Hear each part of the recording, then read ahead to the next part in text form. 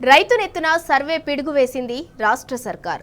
భూమి అమ్మాలన్నా కొనాలన్నా డిజిటల్ సర్వేని తప్పనిసరి చేసింది. తాజా నిబంధనలతో రోజుకి 2 రిజిస్ట్రేషన్లు కూడా గగనమే అంటున్నారు. ఇక భూమి క్రయ విక్రయాలు జరపాలంటే సర్వేయర్ కొలిచి ఇస్తేనే రిజిస్ట్రేషన్స్ అనే కొత్త నిబంధనపై సర్వత్రా విమర్శలు వ్యక్తమవుతున్నాయి.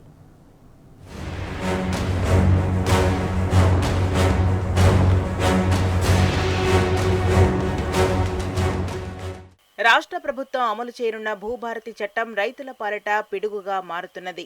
భూమి క్రయ విక్రయాలు జరపాలంటే సర్వే తప్పనిసరిగా చేయించాలని చట్టంలో నిబంధన విధించింది. దీంతో ఒక రైతు తన పొలాన్ని అమ్మాలంటే ముందుగా సర్వే కోసం దరఖాస్తు చేసుకోవలసి ఉంటుంది. ప్రస్తుతం రాష్ట్ర వ్యాప్తంగా సర్వేయర్ల కొరత తీవ్రంగా ఉన్నది. సర్వే కోసం మీ సేవ ద్వారా దరఖాస్తు చేస్తే కనీసం 3-4 వారాల తర్వాత సర్వే చేస్తున్నట్టు రైతులు చెబుతున్నారు. ఇలాంటి పరిస్థితుల్లో ఒక రైతు ఏదైనా అత్యవసరంగా తన పొలాన్ని అమ్మడం సాధ్యమేనా అనే చర్చ జరుగుతున్నది.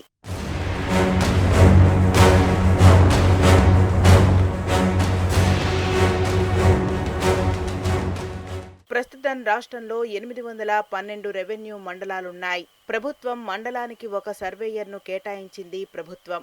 అయితే 250 మంది సర్వేయర్లే ప్రస్తుతం పనిచేస్తున్నారు. మిగతా పోస్టులు ఖాళీగా ఉన్నాయి. గణాంకాలను బట్టి ఒక్కో మండలాల్లో రోజుకు 5 నుంచి 10 రిజిస్ట్రేషన్లు జరుగుతున్నాయి. కొన్ని మండలాల్లో ఆ సంఖ్య 20 నుంచి 30 వరకు ఉంటున్నాయి. పూర్వ వీఆర్ఓలు, వీఆర్ఏల నుంచి 1000 మందిని సర్వేయర్లుగా నియమిస్తామని ప్రభుత్వం చెబుతున్నది.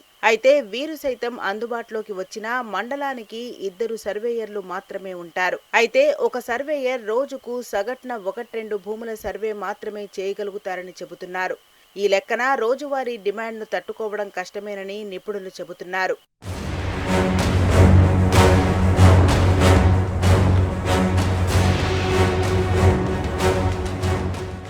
ఇప్పటికే రైతులు తమ భూమి సర్వే చేయించుకునేందుకు సర్వేయర్లను బతిమాలాల్సి వస్తున్నది. కొలతలు వేసిన తర్వాత ఖచ్చితంగా ఎంతో కొంత ముట్టజెప్పాల్సిందేనని రైతులు చెబుతున్నారు. కొత్త నిబంధనతో రైతుల అవసరాన్ని బట్టి వసూలు చేసే మొత్తం పెరుగుతుందని ఆందోళన వ్యక్తమవుతున్నది. అవినీతికి ఆజ్యం పోసే అవకాశాలు ఉన్నాయని అభిప్రాయపడుతున్నారు. మండలాల్లో లైసెన్స్డ్ సర్వేయర్లు ఉన్నా వారిని రైతులు పెద్దగా నమ్మడం లేదు. దీంతో ప్రభుత్వ సర్వేయర్లకే డిమాండ్ కొనసాగుతున్నది.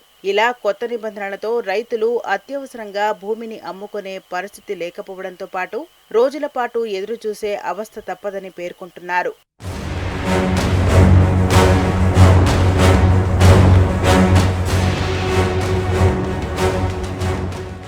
రాష్ట్రంలో ప్రస్తుతం భూ విస్తీర్ణానికి సంబంధించి అనేక వివాదాలు ఉన్నాయి.